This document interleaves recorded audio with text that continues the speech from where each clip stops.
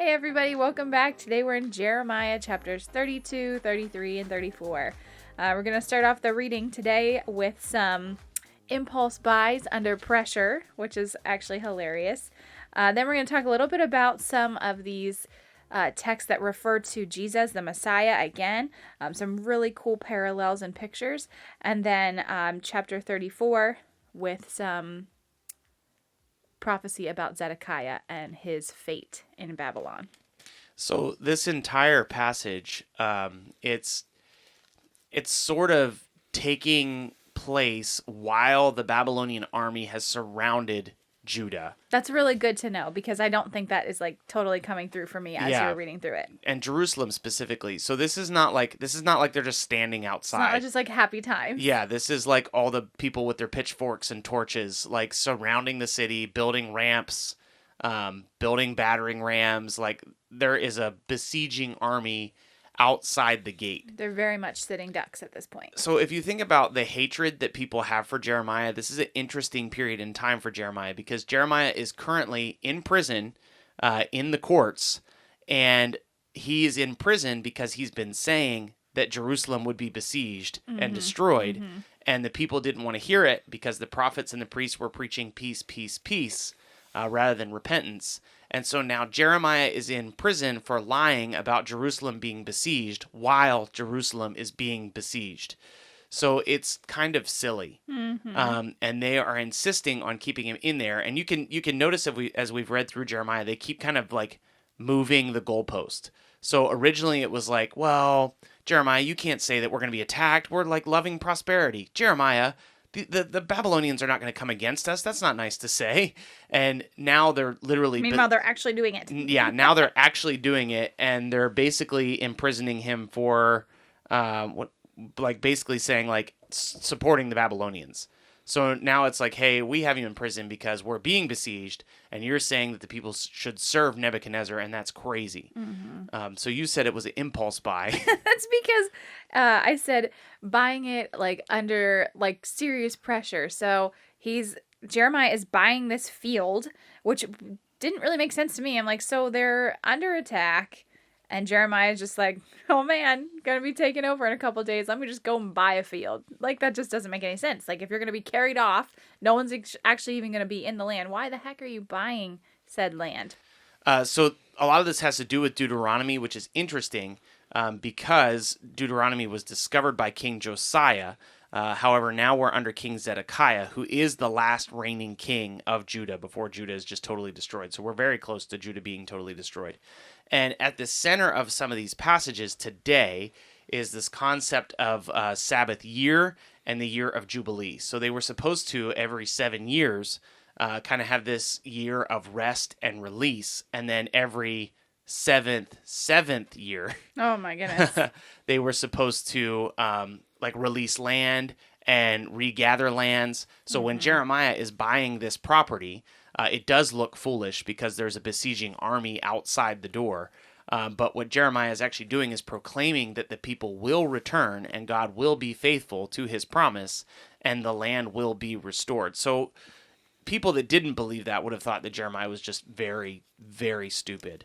I was going to say, I mean, I have my impulse buy moments where I'm like, dang, this is a great deal. I feel like I'm under serious pressure because I'm like, is he going to get mad at me if I buy this? Yes, I am. Yes. Oh my word.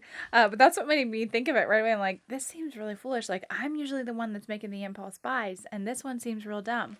But anyway. It's not. Did you want to add any more to that? It's an object lesson. Yes. So it's God. That's an expensive object lesson. The other thing that has to do with this kind of 7 years of rest and seventh year, I'm jumping ahead a little bit, so be gracious with me, please. But one of the things that God is speaking against the people of Judah is that they don't release their slaves.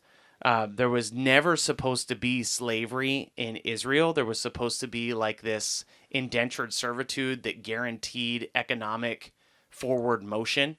So like poor people were supposed to be able to sell themselves into servitude so that they could gain possessions and influence and power, like not in a negative way, but just like come out of poverty. How could they just not walk away? Is it just that they weren't like paid their due? Well, so it was supposed to be like a contract agreement between two parties that was going to care for people that were in poverty so that by the 7th year, they were no longer in poverty. What we're seeing here, because the people are now corrupt and they don't care about God's covenant, is that they release them kind of in a pretend way, and then just gather them right back. So what has happened is there is genuine slavery happening in Israel. Like physically against their will. Yes, like they're being held against their will, and that was never, ever, ever, ever, ever supposed to be the case. And God says, hey, I'm punishing you because you were never meant to do this. You were never supposed to own other people. I made that very clear in my law, and you broke it. And see, that's what is so interesting when people talk about the like, I don't know, just like the just nature of God, because that today I would say is a very passionate piece of people's heart and conscious, like people they care about those types of things, and the treating of other people in ways that they shouldn't be taken advantage of. And it's really cool to see God's heart show up like that and be like, hey, this is wrong, and you are not going to treat my people this way. But the only way you catch that is if you take Deuteronomy and you read Jeremiah together. So I was going to say, this is like a complete throwback to what we had talked about many and this is why, I mean, the fact that people don't understand the full Bible, and the fact that Christians throughout history have used the Bible to support slavery, which is evil and wicked, gives Christianity a bad rap when it comes to human rights and social justice and those kinds of things. When in reality, like, God is like throwing it down all the time. It was God's idea. No, yeah. So then we move into chapter 33, and I actually really appreciated this because, again, we hear the wording of the branch. So the righteous branch that is to come. So this is chapter 33, verse 14 and 15. God is talking about how he's going to fulfill his promise that he had made with the house of Israel and Judah. And he's going to cause the righteous branch to spring up for David. It talks about he will execute justice and righteousness in the land. And it's just like this really cool, exciting reminder that God is still going to send the Messiah. He's still going to send that one that's going to save for everyone throughout history. And then there's this really cool word picture at the end of this little section in 33. It starts in verse 20. It says, if you can break my covenant with the day and my covenant with the night, so that day and night will not come at their appointed time, then also my covenant with David, my servant, will be broken, so that he shall not reign, so that he shall not have a son to reign on his throne, and my covenant with the Levitical priests as my ministers. I think that is really cool. It's basically saying, like, there's no way that you can mess this up. Like, the same covenant that I have with day and night, the fact that they, like, come at their appointed times, no one can stop that. Just like the Lord is not going to allow anyone to stop his righteous branch from coming to fulfill the prophecy that he has given all the way back to the house of Israel, the house of Judah, with this righteous branch. That new covenant idea, kind of what will happen under the new branch, is also talked about in Jeremiah 32. You can look at 32 verse 38. And they shall be my people, and I will be their God. Mm-hmm. I will give them one heart and one way, and they will fear me forever for their own good and the good of their children after them.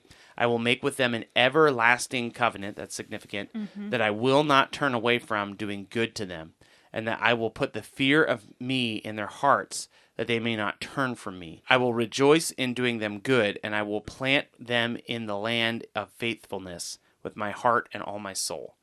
So, like, there is this doom and gloom. Like, remember, the Babylonians are outside with their burning torches and their ramps and their battering rams. And Jeremiah is speaking the word of the Lord, basically saying a new covenant is going to be made. It's not going to be broken. God's law will be on people's hearts instead of on stone tablets, somewhere in an ark. So what's really cool is that we are mentioned again as people today living in our world right here, right now, as part of that that covenant that will be fulfilled. In verse 22 of chapter 33, it says, As the host of heaven cannot be numbered, and the sands of the sea cannot be measured, so I will multiply the offspring of David my servant and the Levitical priests who minister to me. Like, that is talking about us. We are going to be under the promise of the Messiah when he comes, when he dies for all of our sins. I think that is just so cool. Like, we're part of that number. The sands that can't be measured. I mean, I know as a child, like, whenever I would go as a little kid, I always pick up as much, like, as little amount of sand as I could and try to count what was in my hand. And it's obnoxious. And so, like, even like that tiny little fraction of a bit of sand, God says, just like you can't even count those, gee whiz, my kingdom is going to be massive. So be encouraged. Know that God does care for you. He does have a purpose and plan for you. He has set that out for you before the foundations of the earth. That's what Ephesians 2 says. He is righteous and just and long-suffering and merciful and gracious. And there is no better life than serving the God that we serve.